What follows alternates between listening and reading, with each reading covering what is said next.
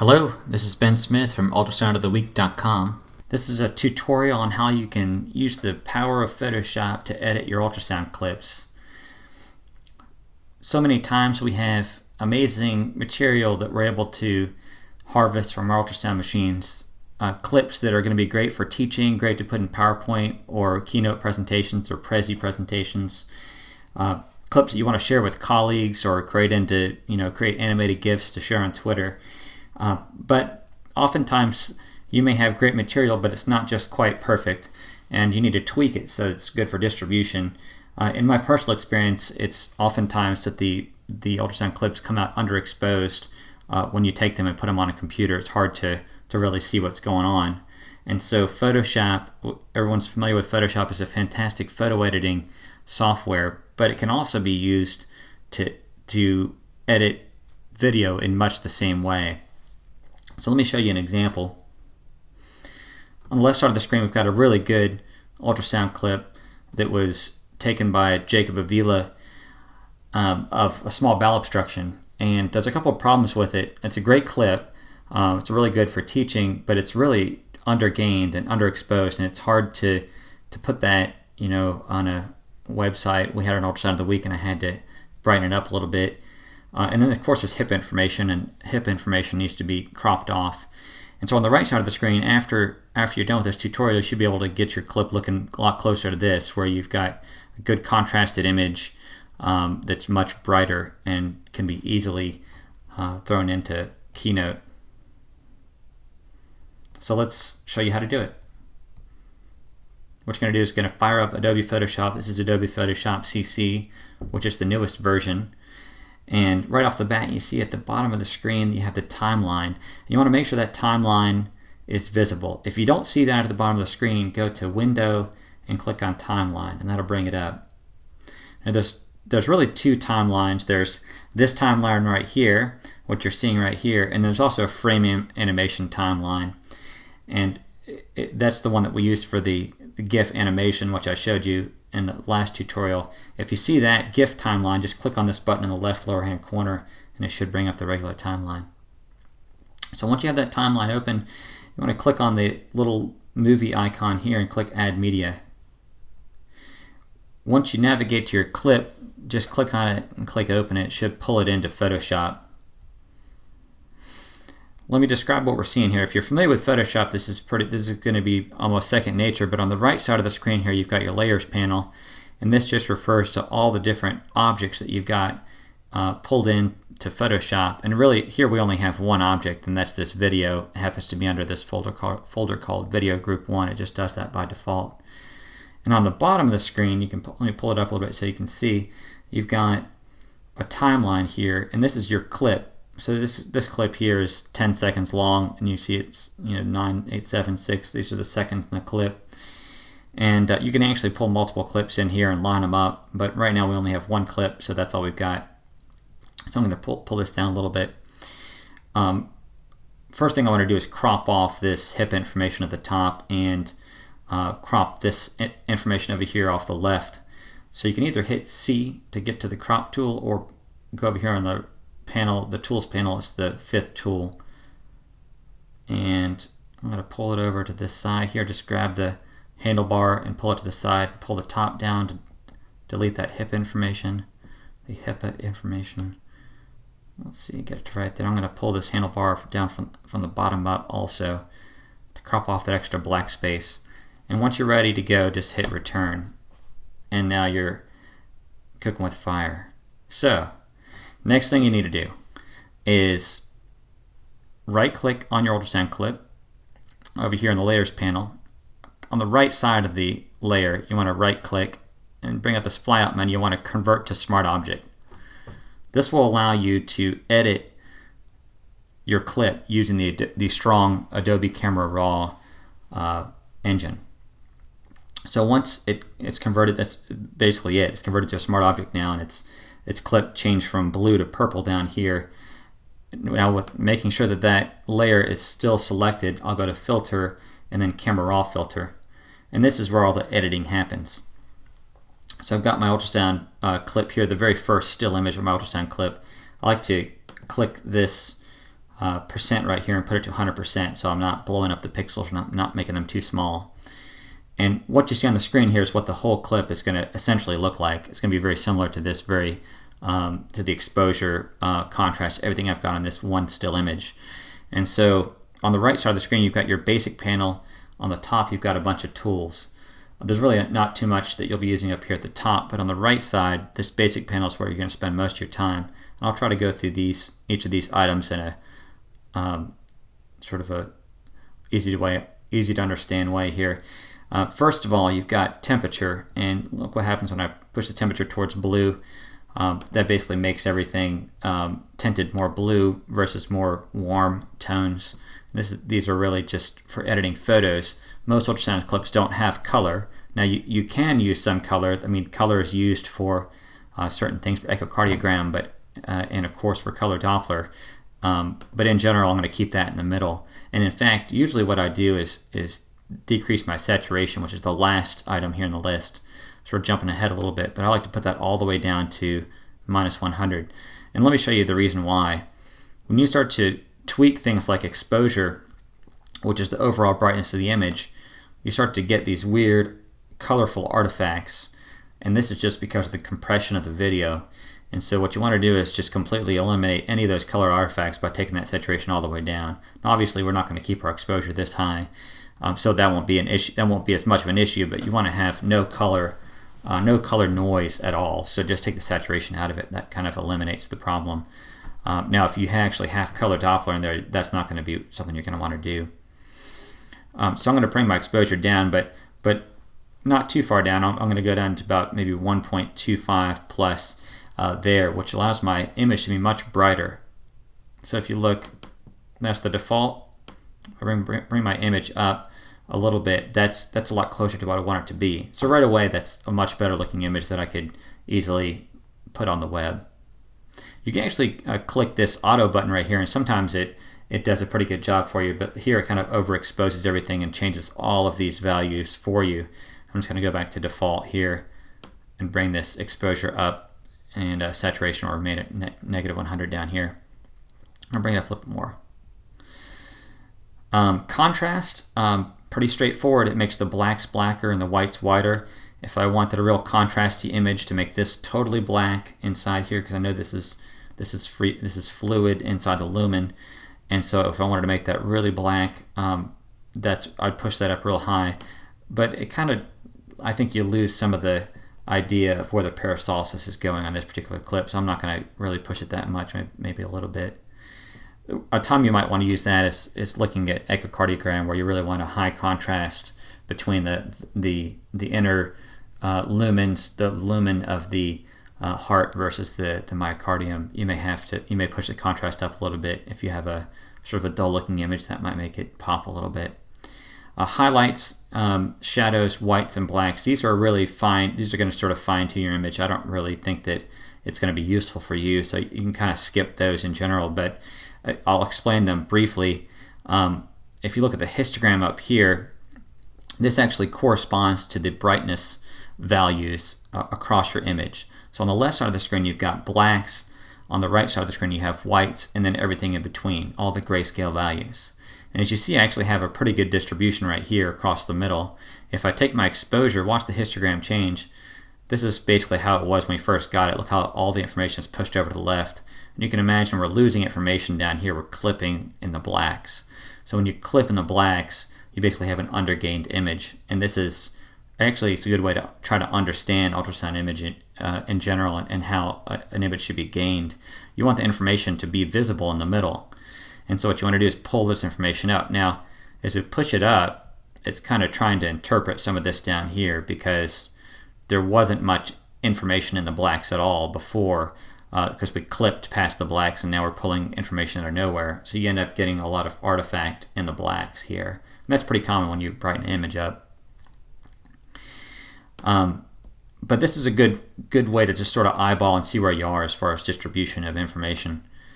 So on the right side of the screen, you have whites, and the next thing is highlights. And so you can actually tweak these here. So you can bring your whites up, make it even brighter. Highlights are right here, and that's sort of right in the middle right there. And then on the left side of the screen, you've got blacks, and then shadows somewhere through here.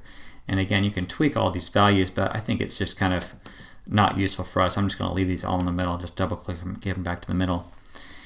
Two more sliders down here at the bottom. You've got vibrance right here, which is really just changes color. So since we're not worried about color, I would just kind of ignore that. It doesn't really do anything when your image is black and white, so just leave that in the middle. And then clarity. Clarity could actually be potentially useful. It just, with very small increments, what it does is it's basically micro contrast. So it's contrast between very closely aligned grayscale values. And so as you see, as I push it to the right, it makes the image look kind of crunchy. And obviously that's very unrealistic, and you never have an ultrasound image that looks like that. But if you wanted to increase micro contrast just a little bit, on an echo, again, an echocardiogram would be the perfect example. You may bring that up to about 4 or 10 or so. And if you push to the left, you can see it kind of looks sort of blurry, like a Barbara Walters filter. And so that's really not going to be good for anyone. Just I like to leave that either a little bit on the plus or a little bit or 0 essentially. Now, as we push this exposure up, the brightness, the gain, if you will, of the ultrasound image, you see we start to get all these artifacts. And again, that's basically because it's trying to interpret, make information that wasn't really even there. And there's so much compression in an ultrasound clip, and you're looking at one still image, that you get all these weird sort of jaggedy edges between the shadows and then the dark areas. That's just a product of having high compression. This engine's actually designed to edit raw digital SLR images, and so those are very high. Those are large images with a lot of information in them, and you can tweak a lot of this stuff without introducing a lot of artifact into it. But here we're asking Adobe to edit our highly compressed ultrasound clip, so this is as good as it can get, basically as good as it can do. But what you want to do is, if you start to see a lot of artifact, you can actually edit some of that stuff out. And so up here, you're on this first, you're on the basic panel up here. There's a bunch of different panels up here you can go through and try to correct things. But the one I wanted to point out is the third one here. It's called Detail. If you click on that, you can actually change things like sharpening and noise reduction. So if we wanted to get it sharper, as you see, I can push that up really high. It starts to look really unrealistic. But if you want to have a little bit of sharpening, you could put that maybe at 8 or 10, maybe a little higher. And noise reduction is the one I want to really wanted to point out, though. As you push this higher, it starts to get blurrier and blurrier, kind of like that clarity slider. But if you go somewhere in here, it takes out some of those jaggedy edges and some of that digital artifact. And so it's kind of a fine balance between really making the image super soft and making it super compressed looking. So I'm going to go with about maybe 15, 16 or so here. Let me go back to the basic panel. One other thing I was going to point out here on this particular ultrasound clip, and this is pretty common, you've got posterior acoustic enhancements. This is super bright back here, and it's not quite as bright up here. So if I want to brighten just the top but not the bottom, there's a bunch of ways to do it, but the best tool to do that here, I think, is going to be the graduated filter, which is the second box up here from the right. So if you click on that and put your exposure up a little bit, I'll say 0.9 or 1, and don't change anything else except for exposure. And what you want to do is click on the image and drag down, and I'll drag down to about right there. And I'm going to bring this down. I'll show you in a second what we're doing. Above the green line is going to be exposure 1. Between the green and the red line, it's going to take that exposure, that +1 exposure, and then basically go back down to no change in exposure. And so it's a graduated neutral density filter is what it's called. And if I exaggerate this exposure, you'll see what I'm talking about. It just changes the top of the image, basically almost like just a near gain on an ultrasound machine. And so now I think I've got the image gained pretty well throughout the whole image. And to get rid of this graduated filter box over here, keep the filter on there, but get the basic panel back, I can click on the hand over here. And basically, I think that's what I want. I think that looks pretty good. It is maybe a little bit overgained now that I've added that filter, so I'm going to back it off just a hair. And I think we have a good distribution on our histogram here. I think that the contrast looks pretty good. It looks pretty sharp. If I'm ready to go ahead and start to export, I can click OK to commit all my changes. And there's our image. There's basically the shot. And you can actually scrub through this ultrasound clip. It'll be kind of slow, but you can scrub through and see how it's going to look.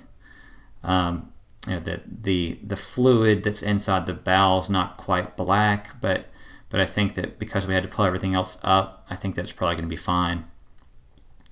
One other thing, right now you could export this and it'd be fine. It'd be a 10-second clip, exactly the same length as the other clip. But let's just say that you wanted to take just part of this ultrasound clip. Let's just say whoever was saving the clip, they had the ultrasound probe off the patient for the first 4 seconds or so. So you just wanted to get the last 6 seconds. What you can do, it's really easy, just hover over the edge of the clip and drag over until you find the spot that you like, and it shows you this little box here, and then release, and that basically right there clips your ultrasound clip. I know that kind of sounds redundant, but it basically chops off the first 4 seconds of your ultrasound clip. You can do the same thing to the end. So grab the end, pull back. Let's say I just want 3 or 4 seconds of this clip. Right there. So I've just got the part of the clip that I want right there. Just the 5-second clip that I like. And now you're ready to export.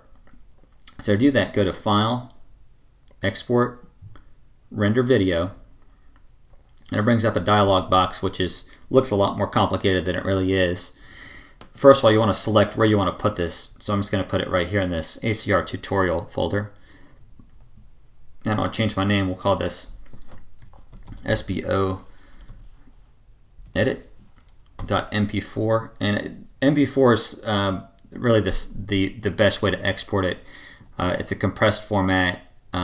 You could actually export in RAW and then later on convert it to whatever format you want, but I think MP4 is the most sort of universally accepted codec. So leave it at MP4, and I like to leave this as the Adobe Media Encoder. H.264 is my format, which is MP4 format.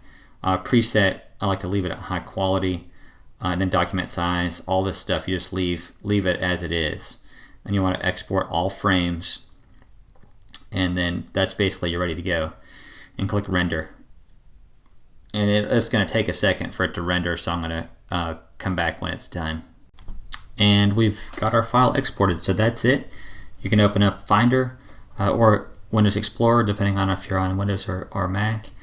And you can click on your file and hit play and see how it looks. Looks pretty good to me. This is just a lot better image, a lot better teaching file, a better clip that I can put on Ultrasound of the Week or put in a Prezi or a Keynote or a PowerPoint presentation. This is a great example of small bowel obstruction. If you don't like the way it looks and you want to go back and tweak it, you can go back to Photoshop, and over here on the right side of the screen you've got your ultrasound clip, and you've got your filter down here. You can actually double click on your filter and open it back up in the Adobe Camera Raw editing software, and you can actually tweak everything that you had tweaked before, edit it, and then click OK, and it'll take you back. Let's just say I thought it was too bright. Let's just darken it up a little bit, click OK, and the whole thing is back to a little bit darker. So it's an iterative process. You can keep looking at it, make it better, go back. You can actually save this actual Photoshop file if you want, so you can go back and edit it later. When you do save these, they end up being pretty big. These Adobe Photoshop files are pretty large. And that's it. That's it for the tutorial. I just wanted to give a quick plug to the website, ultrasoundoftheweek.com. Over the past 3 months, we've had over 5,000 visitors from over 100 countries. The response has been a little overwhelming and exciting. Jacob Avila has helped me out with quite a few of these Ultrasound of the Weeks, and I want to thank him for all his hard work. These are, we do these once a week cases, and so if anybody wants to check out the website, please go over and check it out. And I look forward to putting out new material for you guys every week. Thank you.